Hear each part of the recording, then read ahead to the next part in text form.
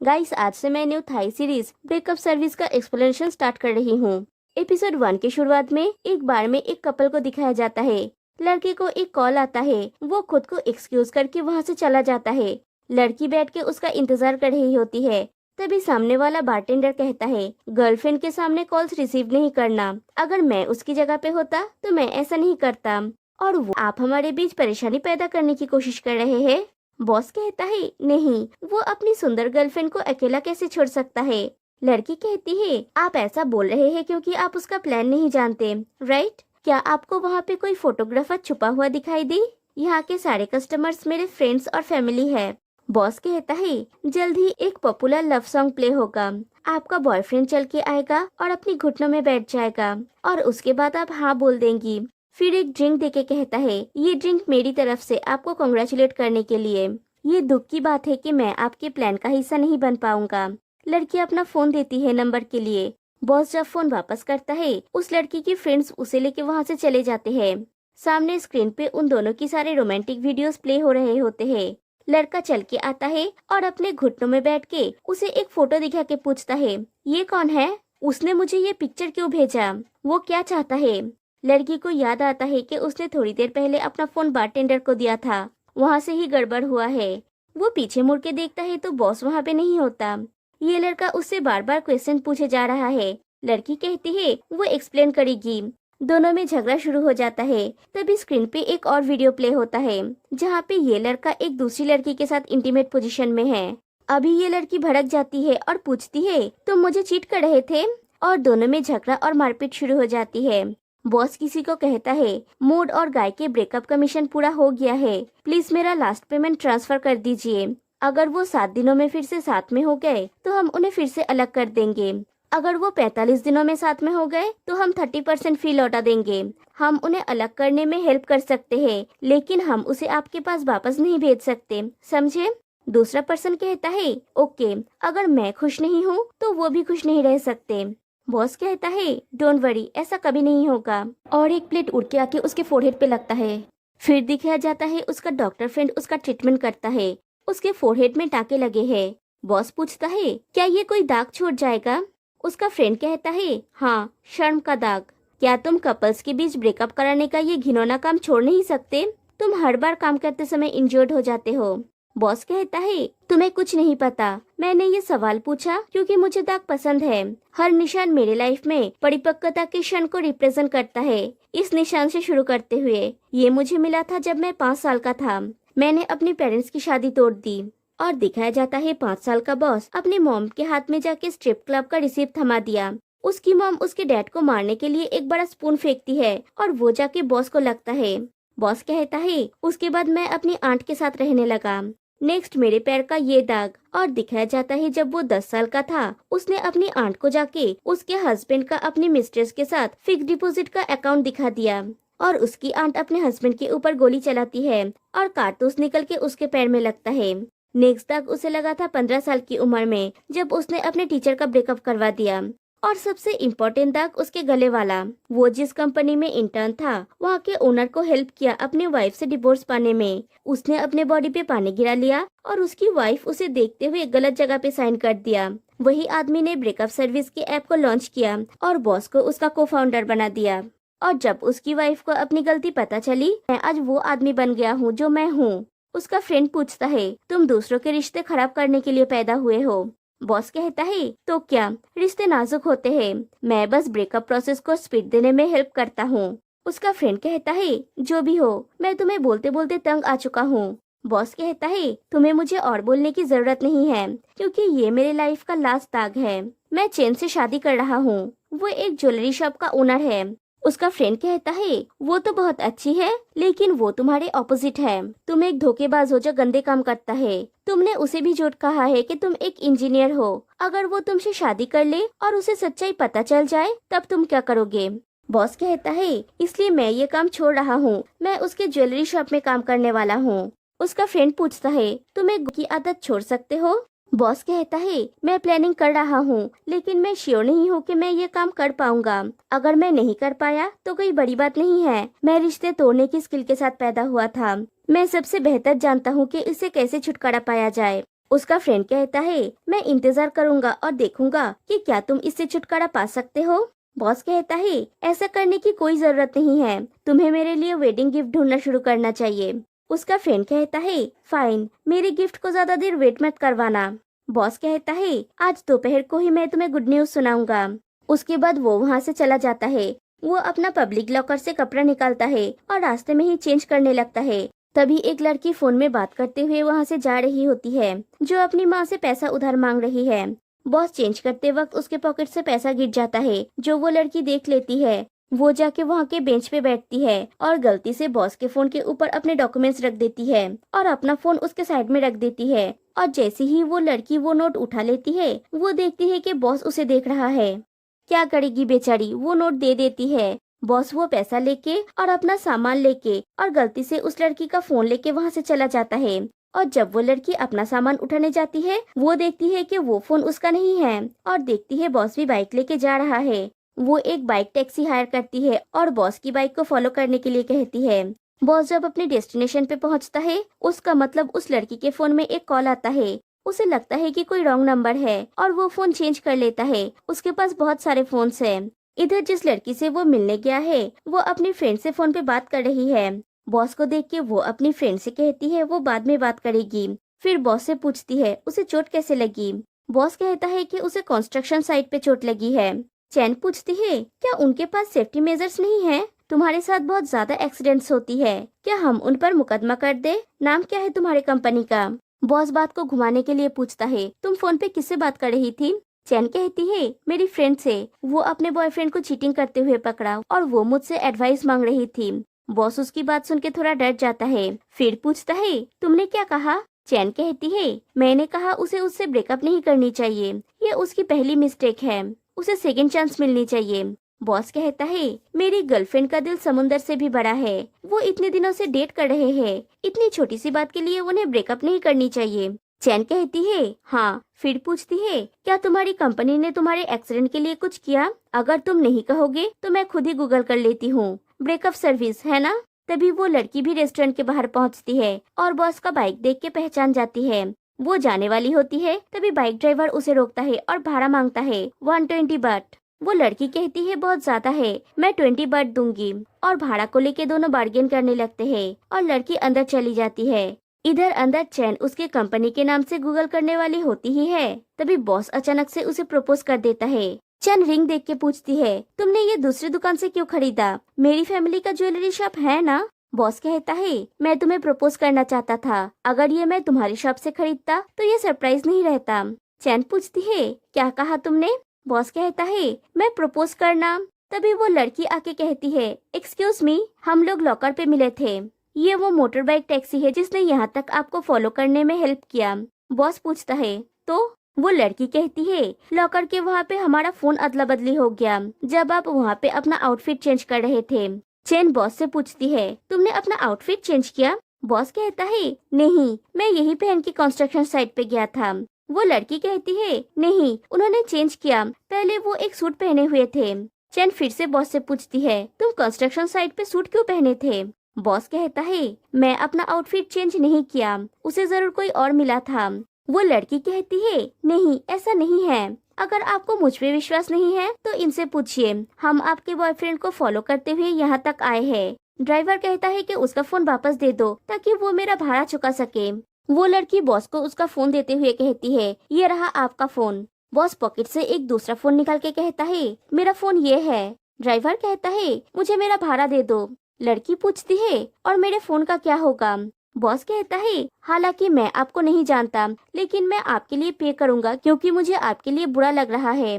Boss भाड़ा दे देता है और इशारा करता है उस लड़की को वहाँ से ले जाने के लिए। वो ड्राइवर लड़की को लेके वहाँ से चला जाता है और बॉस अपने काम में कंसंट्रेट करता है। तभी वो लड़की बॉस के फेस के सामने फोन रखती है और फोन अनलॉक हो जाता है।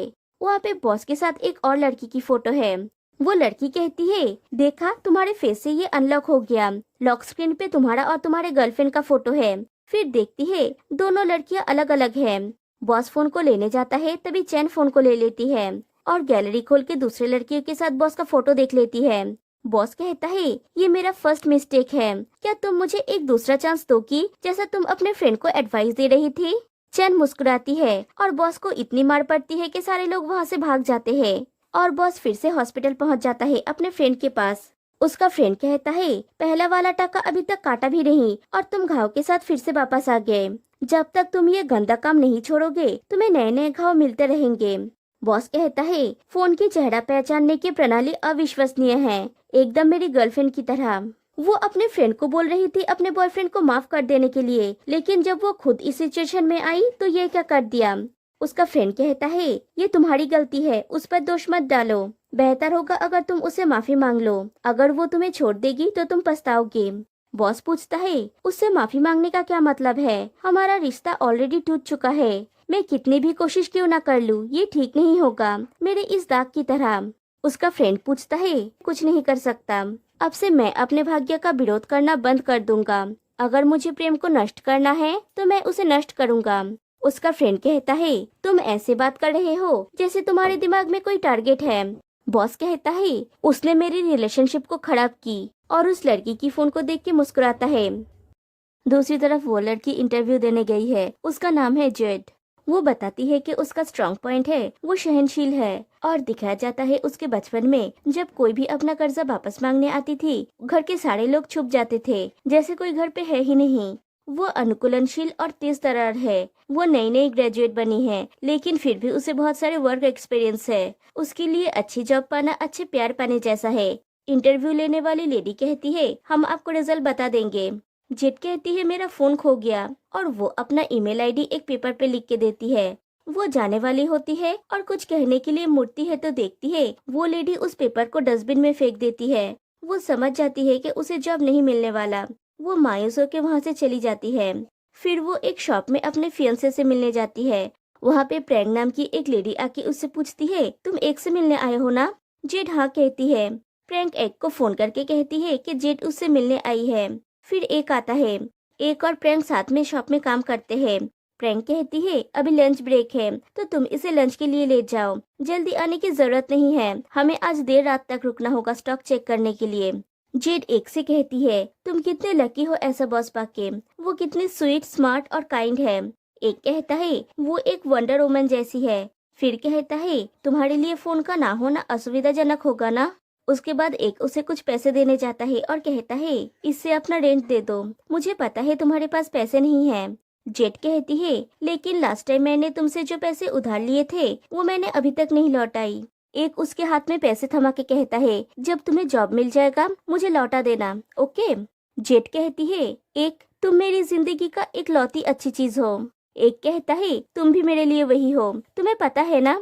और दोनों फिर से अपना खाना खाने लगते हैं और इधर बॉस एक का पीछा कर रहा है।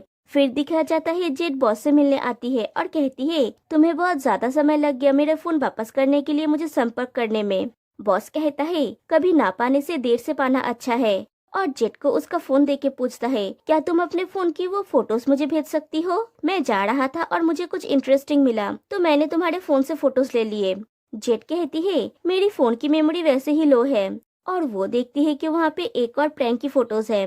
बॉस पूछता है क्या वो तुम्हारा बॉयफ्रेंड है, वो खाना किसके साथ खा रहा है। जेट कहती है वो उसका कोवर्कर है, दोनों साथ में काम करते हैं, दोनों का साथ में खाना खाना कोई अजीब बात नहीं है। बॉस कहता है नेक्स्ट फोटो देखो। नेक्स्ट फोटो में वो दोनों हाथ पकड़ के रास्ते से जा रहे होते हैं। जेट कहती है वो कितना स्वीट है, रोड क्रॉस करते वक्त वो उसका हाथ पकड़ा हुआ है, मेरा बॉयफ्रेंड कितना काइंड हार्टेड है। बॉस कहता है फाइन, तो फिर नेक्स्ट फोटो देखो। नेक्स्ट फोटो में एक का एक हाथ प्रैंक की कमर। जेट कहती है उसके सुपरमार्केट में डिलीवरी सर्विस है, शायद दोनों कस्टमर को सामान डिलीवर करने गए हैं। बॉस कहने जाता है नेक्स्ट फोटो देखो, लेकिन जेट उसे थमा के कहती है तुम्हें क्या लगता है कि मुझे समझ में नहीं आ रहा है कि तुम क्या करने की कोशिश कर रहे हो। सॉरी ये काम नहीं करेगा, मुझे उस पे विश्वास है। तुम ये कर क्यों रहे हो, क्या तुम सनकी हो, तुमने उसको स्टॉक क्यों किया। बॉस कहता है ओके मैंने हार मान लिया, मैं जा रहा हूँ। और वो जाते हुए काउंटिंग करने लगता है और इधर जेट फोटोज देखने लगती है और बॉस के वन बोलने पे ही जेट जोर से चिल्लाती है। एक और प्रैंक दोनों जब उस अपार्टमेंट से निकल रहे होते हैं उनका सामना जेट से होती है। प्रैंक वहाँ से चली जाती है और जेट एक को रोक लेती है। जेट कहती है तुम प्रैंक के साथ यहाँ पे कस्टमर को सामान डिलीवर करने आए थे है ना। एक कहता है मुझे माफ कर दो। जेट कहती है, तुम माफी क्यों मांग रहे हो? तुम सॉरी बोल रहे हो, इसका मतलब तुम इसे स्वीकार कर रहे हो। तुम मेरे साथ ऐसा कैसे कर सकते हो? एक कहता है, मुझे लगता था कि मेरे जैसा एक ऑर्डिनरी लड़का तुम्हारी जैसी एक ऑर्डिनरी लड़की को डिजर्व करता है। हम दोनों एक ही तरह के इंसान थे जब तक मैं प्रैंक से नहीं मिला था। तुमने खुद कहा है वो स्वीट, स्मार्ट और काइंड है। मैंने कभी नहीं सोचा था कि उसे मुझ में इंटरेस्ट होगा, लेकिन जब ये हुआ मैं उसे जाने देना नहीं चाहता था। जेट पूछती है, और मेरा क्या? क्या तुमने कभी भी ये सोचा कि मुझे कैसा फील होगा? एक कहता है, सच कहूँ तो मैंने इसके बारे में कभी नहीं सोचा। जेट, इस पूरे समय में मैं ही एकमात्र इंसान हूँ जो तुम्हारी मदद करता रहा हूँ। प्रैंक इससे विपरीत है, वो हर चीज में मेरा साथ दे सकती है। मैं बिना किसी शर्मिंदगी के उसके साथ कहीं भी जा सकता हूँ। तुम्हारे लिए मुझे सिर्फ दुख है। तुमने मुझसे जो पैसा उधार लिया है, मैं तुमसे वो पैसा वापस भी नहीं मांगता। प्रैंक के बारे में क्या तुम मुझे एक फेवर कर सकती हो? जेट पूछती है, तुम्हारा मतलब क्या है? एक कहता है, उसे मेरा तुम्हारे साथ होने से कोई प्रॉब्लम नहीं है। मैं चाहता हूँ कि तुम भी उसे स्वीकार कर लो, ऐसे हम साथ रह सकते हैं। एक की बात सुन के जेट हैरान हो जाती है और एक को उसका जवाब मिल जाता है। एक कहता है, मुझे लगता है तुम्हें घर जाना चाहिए। ये कह के एक वहाँ से चला जाता है। बॉस चुपके से उन दोनों की बातें सुन रहा था। वो कहता है, मिशन पूरा हुआ, और वो भी चला जाता है। और जेट अकेली वहाँ पे बैठ के रोने लगती है। फिर वो मेन रोड पे कार के सामने जाके खड़ी हो जाती है सुसाइड करने के लिए। बॉस उसे रेस्क्यू करने के लिए जाता है और कहता है, पागल हो क्या? तुम खुद को मारना चाहती हो क्योंकि तुम्हारे बॉयफ्रेंड ने मैं मरना चाहती हूँ। तुम्हें भी मेरे साथ मरना चाहिए। बॉस कहता है, मैं क्यों मरूं? जेट कहती है, तुमने मेरा लाइफ बर्बाद कर दिया, मैं तुम्हें भी साथ में ले जाऊंगी। और उसका हाथ पकड़ के खींचने लगती है। बॉस कहता है, नहीं। तो जेट बैठ के उसका पैंट पकड़ के खींचने लगती है और वहाँ पे लोग जमा हो जाते हैं। बॉस जेट से कहता है, तुम्हें पता चल ही जाता कि वो तुम्हें चीट कर रहा है। मैंने बस तुम्हें जल्दी पता चलने में मदद की ताकि तुम अपना समय बर्बाद ना करो और उसके साथ अपना रिश्ता तोड़ दो। जेट कहती है, मैं उसके साथ अपना रिश्ता कैसे खत्म कर दूं? मैं मरना चाहती हूँ। बॉस कहता है, ऐसे उसके साथ रिश्ते खत्म नहीं होंगे, तुम्हारी लाइफ खत्म हो जाएगी।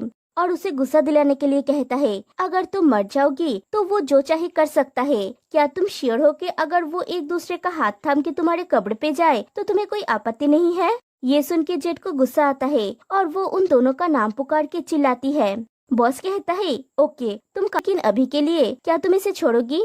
और दिखाया जाता है जेट बॉस का पैंट खींचते खींचते उसका क्या हाल बना दिया है। नेक्स्ट डे स्टोर में एक और प्रैंक फ्लर्ट कर रहे होते हैं। बाहर से बॉस और जेट उन्हें देखते हैं। बॉस जेट से पूछता है, क्या तुम रेडी हो? जेट हाँ कहती है और जाने लगती है।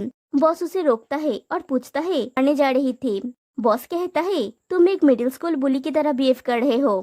तुम्हें कुछ करने की जरूरत नहीं है, मैं इसे देखता हूँ। फिर वो स्टोर के अंदर जाता है एक हैंडसम हंक की तरह, और वो एक महंगा रेड वाइन के बारे में पूछता है और कहता है कि वो यूजुअली यही वाइन पीता है। वो हर रोज यही ड्रिंक पीता है और अचानक से उसका स्टॉक खत्म हो गया।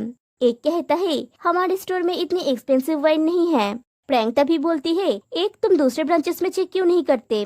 वो एक को और कुछ बोलने का मौका नहीं देती और बॉस से कहती है, ये हमारी गलती है कि आप जो चीज ढूंढ रहे हैं वो हमारे पास नहीं है। हम आपको ये सेवा प्रदान करने की रिस्पॉन्सिबिलिटी लेंगे। एक प्रैंक से पूछता है, तुम मुझे कौन से ब्रांच में भेजना चाहती हो? प्रैंक ब्रांच का नाम बोल के वहाँ से उसे भगा देती है। एक थोड़ी ही देर में लौट के आके देखता है प्रैंक बॉस का पैंट खोल रही है। एक गुस्सा हो जाता है और पूछता है, तुम मेरे साथ ऐसा कैसे कर सकती हो?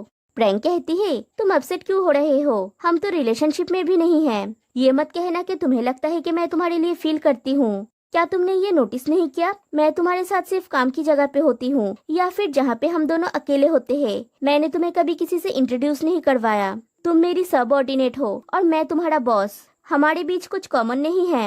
एक बार खुद को देखो, फिर उन्हें। वो अलग ही लेवल के हैं। एक सोचता है, पिछली रात जो बात उसने जेट से कहा था वही बात प्रैंक आज उससे कह रही है। प्रैंक कहती है, अगर तुम अभी मेरे लाइफ में रहना चाहते हो तो तुम्हें अपने हद में रहना होगा। एक एप्रॉन खोल के वहाँ से चला जाता है। प्रैंक बॉस से पूछती है, हम कंटिन्यू करें? बॉस कहता है, इंतजार किस चीज का? और वो ऐसा कुछ करते हैं जिससे बॉस को फिर से चोट लगता है। दूसरी तरफ एक जेट के पास जाता है और कहता है उसके और प्रैंक के बीच में सब कुछ खत्म हो गया। दोनों पार्क में बैठते हैं। एक कहता है, मैंने अपना जॉब छोड़ने के बारे में डिसाइड किया है। फिर जेट का हाथ पकड़ के कहता है, आई एम सॉरी, मैंने तुम्हें हर्ट किया। मुझे पता है कि मैंने जो किया वो गलत है। मैं प्रॉमिस करता हूँ अब से बस हम दोनों होंगे। प्लीज मुझे एक और चांस दो।